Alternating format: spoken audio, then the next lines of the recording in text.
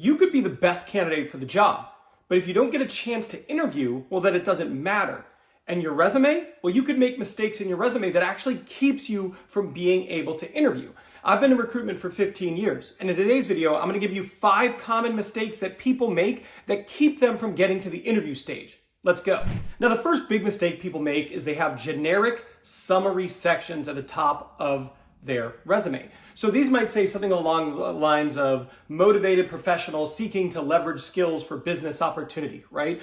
What does that actually mean? The answer is nothing. That doesn't mean anything. And it's certainly not compelling. It doesn't make a hiring manager, a recruiter, or an HR person read that and go, we have to talk to this person. They're trying to leverage their skills. What you actually want to do is make it motivating. Okay, so compare that to this. Sales executive who has increased regional revenue by 36% by leveraging data and increasing strategic partnerships. That right there tells a story, right? It talks about how someone is able to use data, use relationships to increase the output of their role. It's much more compelling than a bland blanket statement that doesn't actually mean anything. Whatever you are doing, whatever your career field is, if you're going to have a summary, try to make it so someone who's reading it would go, I'm interested in talking to this person because it's clear they have made an impact here. Don't just use generic buzzwords that don't mean anything until you have a big meaningless sentence. Now, the next mistake people make is sometimes they just leave numbers out of their resume.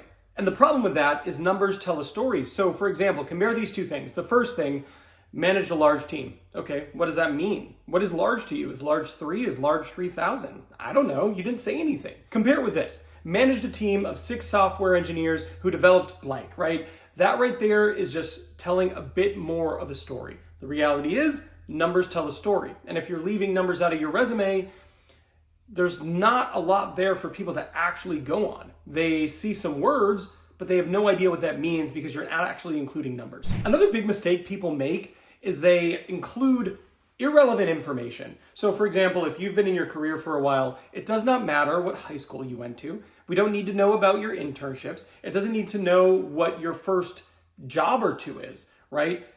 A resume is a marketing document. It exists to help you get the interview. It is not a legal document, but which you're required to put every single job you've ever had, every single role you've ever been in. You can actually leave things off your resume. That's okay.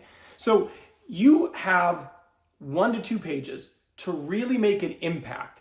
And it is wasted real estate to include information that is no longer relevant to your career today. It's a huge mistake people make. Another big mistake people make is when they are talking about the jobs they've had in their career, they just list responsibilities instead of quantified impact statements. What do I mean by that? So listing a responsibility, might be something like handled customer complaints. Okay, you did that in your job, but nobody reading that is going to be like, wow, they handled customer complaints. However, you could be a lot more creative with that statement. You could say something along the lines of was able to retain 75% of the accounts that called in with customer complaints by solving issues and was able to turn 3 of those accounts into top referral companies. Something like that. Now, find whatever is specific to your industry and to your role, but the reality is you can just put the bullets of what you did in your job. But if you're able to explain the impact of the things you did on a day-to-day basis, it's a lot more attractive. One of the biggest mistakes people make is they try to make their resume stand out visually, right? They're like, okay, they're going to get a lot of resumes. How do I make mine look good? And they use text box, they use graphics, they use unique fonts. The problem with that is some of those things aren't picked up by an applicant tracking system. When you apply to a company, you get put into the ATS or applicant tracking system, and it's actually going to give a score on how closely your resume matches with the job description.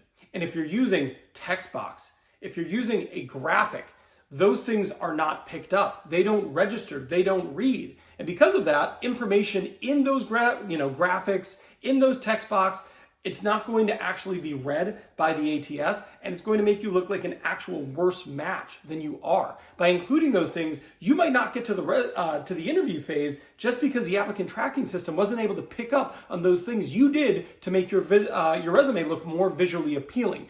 So it's a huge mistake. You want to make sure you leave those out. Now, earlier in this video, I said you can leave things out. I specifically said you can leave jobs out of your resume, but you're probably wondering, well, Ben, which one should I leave out? That's why I made this video here. This video here talks about different reasons you should leave jobs out of your resume. So I'm done here. I'll see you over there.